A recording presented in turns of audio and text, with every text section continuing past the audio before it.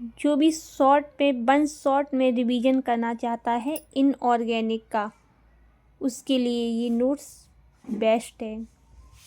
देखो periodic table में 7 period हैं और बेटा 18 ग्रुप्स हैं, 4 ब्लॉक हैं SPDF। ग्रुप नंबर 1 से 2 है S, 3 से 12 है D और 13 से 18 है P। लार्जेस्ट ग्रुप बेटा, largest group of periodic table 3rd है, 4 है D ब्लॉक, 28 है।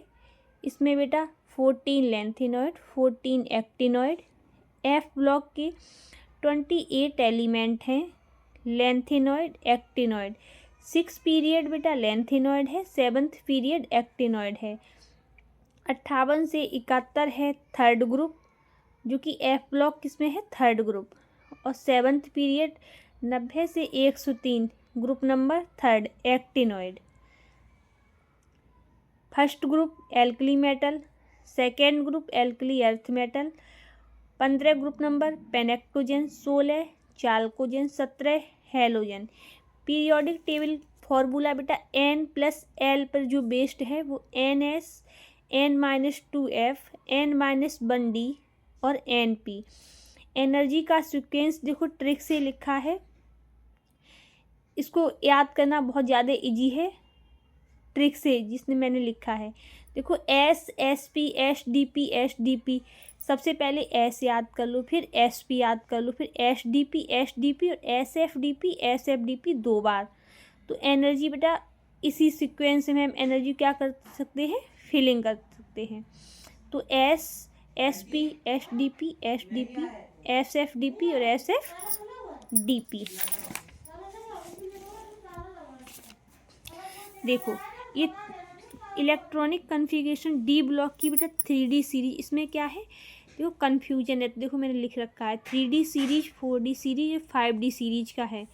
देखो 3D सीरीज में D4 और D9 क्या होंगे, नहीं होंगे, और D5 D10 रिपीट होंगे।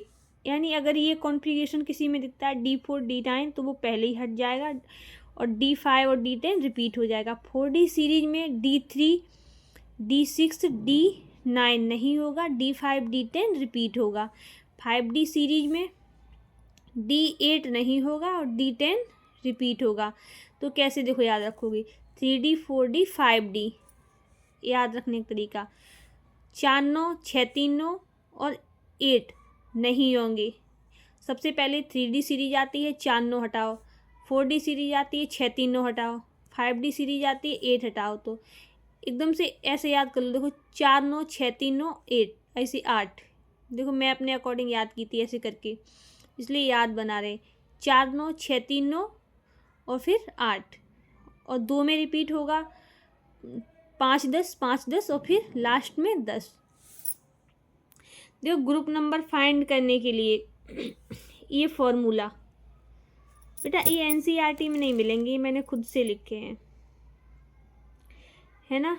ये तो फॉर्मूला आपको देखो मिल जाएगा कहीं पे भी, लेकिन ये F ब्लॉक पर अप्लाई नहीं होता है।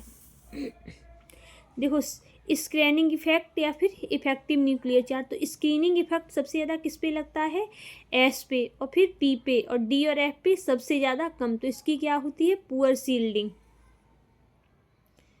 Effective nuclear charge, effective nuclear charge का फॉर्मूला Z इफेक्टिव बराबर Z minus sigma, net attraction बराबर total attraction minus total repulsion. Ionic radius का size, ionic radius with periodic table में लेफ्ट टू राइट कम होती है और बेटा ऊपर से नीचे बढ़ती है। अगर हम पॉजिटिव चार्ज बढ़ाएंगे तो आयनिक रेडियस कम होगी, नेगेटिव चार्ज बढ़ाएंगे तो आयनिक रेडियस बढ़ जाएगी। पावर ऑफ कॉन्ट्रैक्शन सबसे ज़्यादा किसका होता है बेटा, एक्टिनॉइड, फिर लेंथेनॉइड कॉन्ट्रैक्शन, फिर ट्रांजिशन कॉन्ट्रैक्शन। एटॉमिक रेडियस सबसे ज़्यादा किसकी होती है, वॉन्डरवॉल्स, फिर मेटेलिक, फिर कोवलेंट। साइज का जनरल ट्रेंड देख लो एक बार, अगर हम पीरियोडिक टेबल में लेफ़्ट से राइट जाएंगे तो जेड इफेक्टिव बढ़ेगा, साइज कम होगा। पीरियोडिक टेबल में नीचे की तरफ आने पे साइज बढ़ता है और जेड इफेक्टिव कम होता है। तो लेफ़्ट टू राइट साइज कम, top to bottom size increase.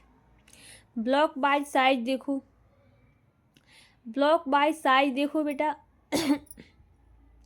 देखो साइज में एस ब्लॉक में कोई एक्सेप्शन नहीं है। ब्लॉक बाय बेटा ये टॉप टू बॉटम की बात चल रही है ना। और लेफ़्ट टू राइट जाएंगे बेटा तो साइज क्या होगा, कम होगा, और right to left size increase होगा। बेटा यहाँ पे देखो कन्फ्यूजन होगा, एल्कली मेटल में ये क्या है, एल्कली मेटल, और एल्कली अर्थ मेटल में थोड़ा कन्फ्यूजन। तो देखो इसमें देखो ट्रिक बताते हैं। देखो जैसे मैं याद की थी, देखो मैंने लिख रखा है वैसे ही। देखो lithium, sodium, potassium, rubidium, caesium, और देखो इसको मैंने याद किया था बेटा, हाइड्रोजन तो हटा दो, हाइड्रोजन यहाँ से हट जाता है। तो हेलिना की रब से फरियाद, बेटा मांगे कार स्कूटर बाप राजी, ठीक है। तो बेरिलियम से सबसे पहले ऐसे इसको याद, यही वाला क्रम बेटा आ जाता है नीट में। तो देखो बेरिलियम से बेटा स्टार्ट करेंगे डब्लू को, और डब्लू को ख़त्म कर देंगे कैल्शियम पर, ठीक है। फिर कैल्शियम से स्टार्ट कर देंगे एन को। तो एल्कली और एल्कली मेटल का साइज याद रखेंगे, पता है कैसे? सबसे पहले हमको डब्लू बनानी है, उसके बाद हमको एन बनानी है। डब्लू हमको बेरिलियम से स्टार्ट करनी है, डब्लू ख़त्म होएगी कैल्शियम पे, और कैल्शियम से हमको एन स्टार्ट करनी है। इस तरीके से इसको याद कर सकते हो। अब आ जाओ बेटा आयनिक रेडियस पर। तो देखो 14, 15, 16, 17, 18 में टॉप टू बॉटम बेटा क्या होता है, आयनिक रेडियस इंक्रीज होती है। अब जो बेटा 13 है, 13वां ग्रुप में क्या है, बेरिलियम गैलियम, बेटा इसमें भी क्या होगा, टॉप टू बॉटम बेटा इंक्रीज होगी, लेकिन